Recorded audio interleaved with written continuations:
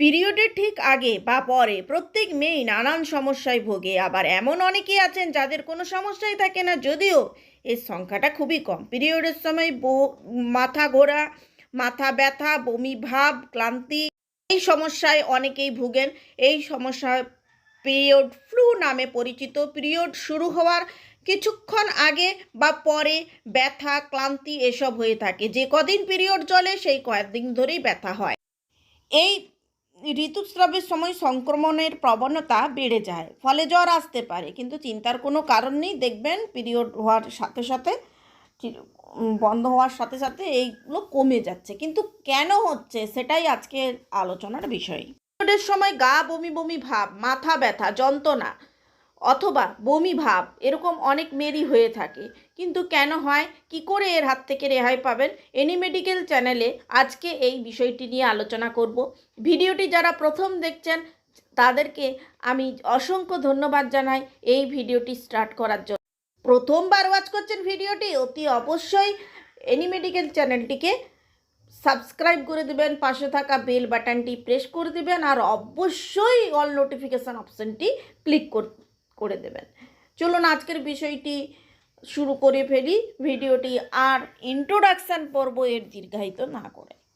অনেকেরই প্রতি মাসে পিরিয়ডের সময় জ্বর আসে। পিরিয়ডের সময় বিভিন্ন হরমোনের পরিবর্তন হয়, যার কারণে পিরিয়ডের বিভিন্ন রকম উপসর্গ দেখা দিতে পারে। ওভুলেশনের সময় শরীরে তাপমাত্রার পরিবর্তন হয়, তখন জ্বর আসতে পারে। যদিও অনেক চিকিৎসক পিরিয়ডের সঙ্গে জ্বরের সম্পর্ক মানতে কিন্তু তারা নারাজ। যেহেতু হালকা পেটে ব্যথা, শরীরের বিভিন্ন অঙ্গ প্রত্যঙ্গে যন্ত্রণা থাকে, তা জ্বর আসতে পারে, স্বাভাবিক ব্যাপার। পিরিয়ড ফ্লুর মধ্যে যেগুলো পড়ে, অনেকেরই যেগুলো বলবো, অনেকেই আছেন এর মধ্যে কিছু কিছু সিমটম থাকবে। সেগুলো কি? পিরিয়ড ফ্লু তো বমি বমি ভাব, মাথা ঘোরা, মাথা ব্যথা, ক্লান্তি, পেশি সংযোগস্থলে ব্যথা, ক্র্যাম্প, পিঠে ব্যথা, এগুলো হয়ে থাকে।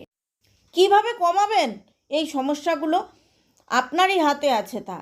আপনাকে লাইফস্টাইলে অবশ্যই চেঞ্জ করতে হবে। রোজ নিয়ম করে ফল, শাকসবজি বেশি করে খেতে হবে। গোটা শস্য যত বেশি খাওয়া যায় ততই ভালো। বিশেষ করে প্রক্রিয়াজাত খাবার, রেড মিট, পনির এবং যে কোনো রকমের ভাজা খাবার একেবারেই খাবেন না। আর আমি তো আপনাকে পরামর্শ দেবো, ফাস্ট ফুড থেকে দূরে থাকুন। বাইরের খাবার যত চেষ্টা করবেন কম খাওয়ার, তাতে করে কিন্তু ভালো থাকবেন। এখন মেয়েরা বেশিরভাগ সিস্টে ভুগছে, তার কারণই হলো এই ফাস্টফুড থেকে এটা আসে। আমি আপনাদের রিকোয়েস্ট করব, ফাস্টফুড থেকে দূরে চলুন।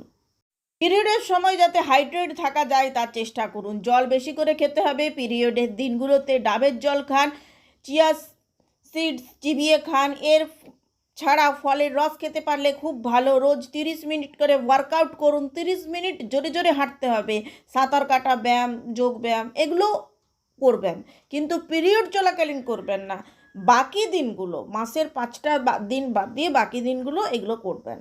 ওয়াশরুম ব্যবহার করার আগে এবং পরে ভালো করে হাত ধুয়ে নেন। স্বাস্থ্যকর এই অভ্যাস প্রত্যেকেরই রাখা দরকার। এছাড়াও পিরিয়ডসের সময় প্রতি 6 ঘন্টা অন্তর প্যাড চেঞ্জ করা বাঞ্ছনীয়।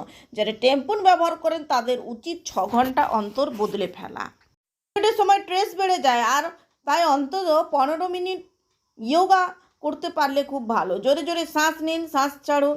এই সময়, মাসিকের সময় পর্যাপ্ত পরিমাণ বিশ্রামের প্রয়োজন।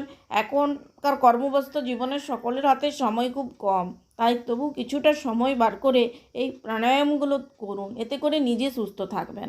এই টিপসগুলো অ্যাপ্লাই করলে অতি অবশ্যই পিরিয়ড ফ্লু থেকে অনেকটাই রক্ষা পাবেন। আচ্ছা, তাছাড়াও হরমোনের ওঠানামার জেরেই এই বমি বমি ভাব আসে।